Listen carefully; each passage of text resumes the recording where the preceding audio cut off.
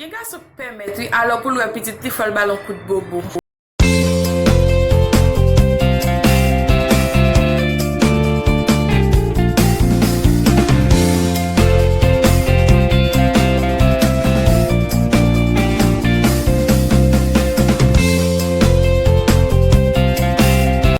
Bonjour, bonsoir team Géraldine Mathieu. Je dis à moi tourner ensemble avec une belle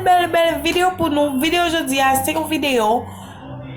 que nous tous connaissons dame ça, li te gen un petit moun, que li pas de kawè ti moun nan, papa ti moun nan pas de vrai well. Juste avant de la vidéo, m'a dit merci à chaque abonné et merci tout à chaque moun qui pral abonné. En entrée dans la vidéo.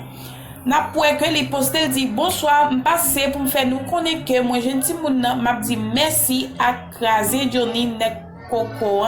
te campé là partager posta et parler à mon cher pour le remettre ti moun nan et m'a dit merci à un pilote moun qui connaît et pas connaît qui était entré dans dossier parler l'aide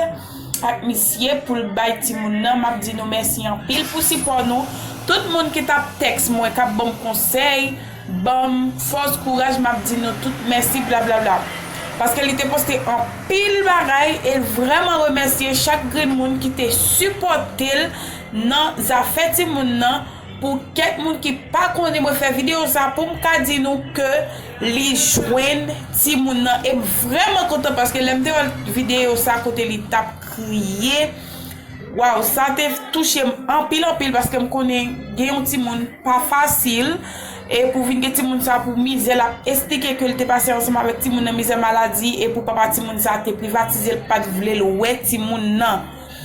vidéo ça m'te ouais t'es un youtuber qui t'es lagué quoi jodi en même t'es un youtuber qui t'es lagué si on moun kon suivre Doudoune Black Asian n'a pour que il était lagué vidéo dame nan côté il t'a crié et m'te déjà regarde vidéo là tout sur Facebook sur page li m'te regarder vidéo li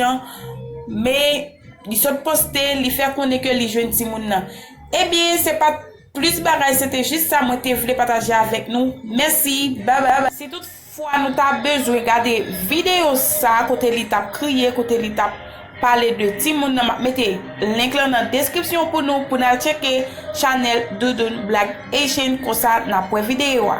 merci encore mes amours.